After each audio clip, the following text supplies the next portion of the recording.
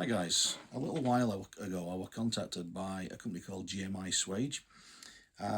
They basically asked me whether I'd be interested in trialling some of their dies. They were aware that I use Corbin presses and dies and the presslug presses and dies, and they told me that they'd got drop-in dies for both presses.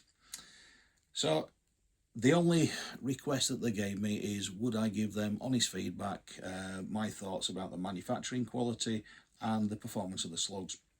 So let me show you what we're talking about. So the first, I've actually got two dies from them, one for the press slug and one for the Corbin. Again, like I said, drop-in kits. So this is the first one. As you can see, very nicely made dies. The fit and finish is beautiful. It is just nice little touch. You can actually adjust the length of the ejector probe with this one. Now you can do this with the Corbin, but what a little touch that they've done on these, and there's actually a grub screw down there, so you can loosen the pin off and then micro adjust it up and down with a grub screw, set it to where you want it to be, and adjust the depth of the hollow point. I like that, nice touch. The set comes with two pins. This particular one, you've got the,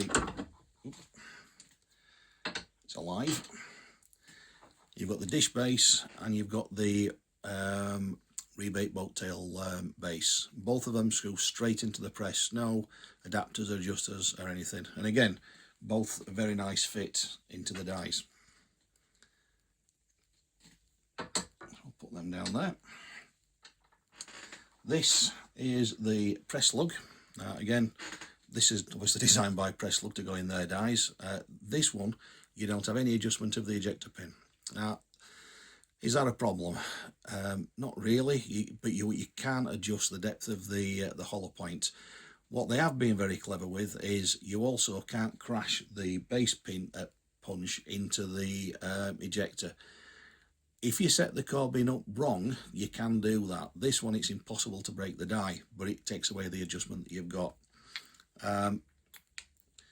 Yeah, I mean, machining wise, it is very nice, but you are limited to the adjustment that you can get with this one. This particular die came with a flat base and a hollow base pin. Again, very, very similar to the presslug, the GMI. Machining quality is nigh on identical, to be fair. Both very good pieces of equipment. Next we've got the Corbin drop-in die kit. Now this is, I don't think you can see the size of that, that's a beast of a die. It's, I don't know, let's measure it and see how big it is.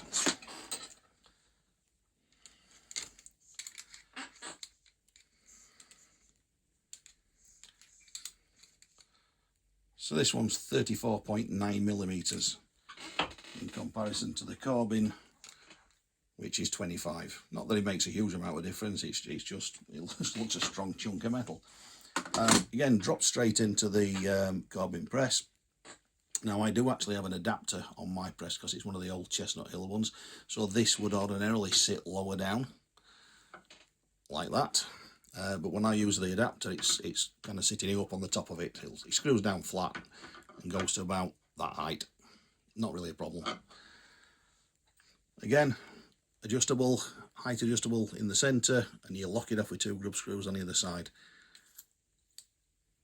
Nice fit of the ejector punch.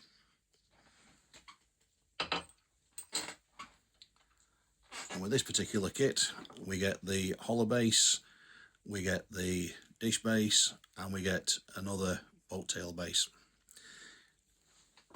Just set that aside. And this is my Corbin. Now this die is the first die I ever got, and it has literally done tens of thousands, in fact probably hundreds of thousands of slugs. So yes, it is a little bit looser than the others, it will be, but same pin, same die, top quality results. You can't really fault it. It's probably the benchmark of all swaging equipment.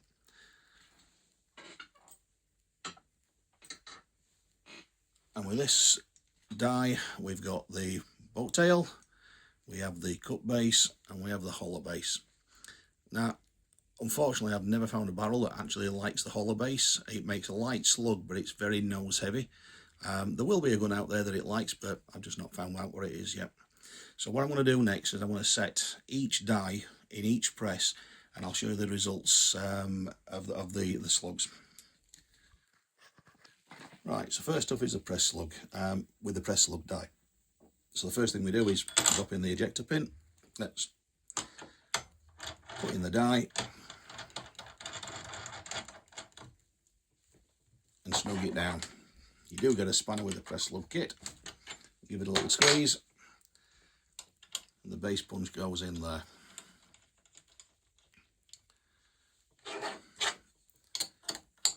And again, a little nip. Now what I'm going to do is I'll just show you that you can't possibly damage this die. You can wind it all the way down, no problem at all, and that will not bottom out. Right.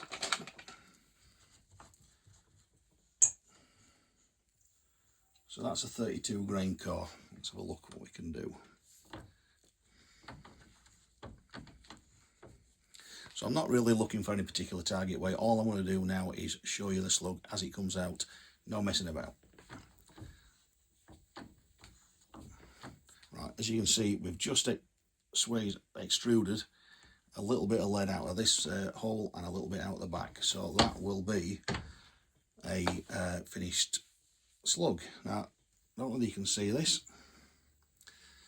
but sometimes you get a little bit of wash past.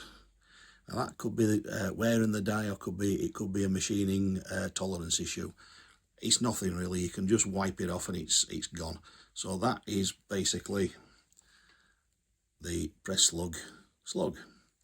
Flat base, hollow point.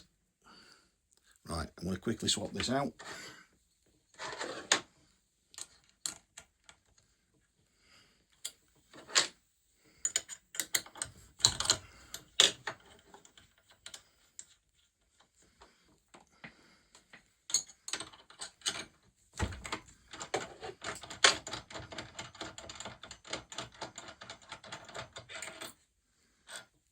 And set that to one side.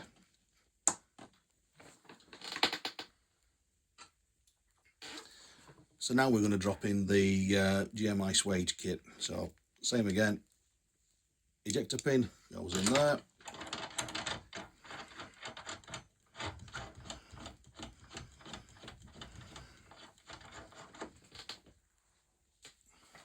Wind it down. The base punch.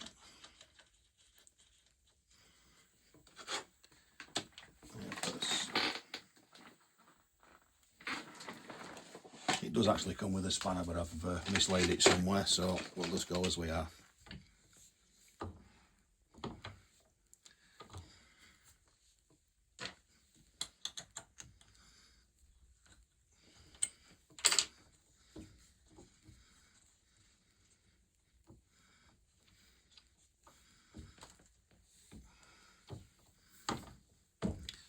Right, now we have, I'll struggle to show you this, very nice rebate boat tail hollow point, and when I say hollow point I do mean large hollow point slug.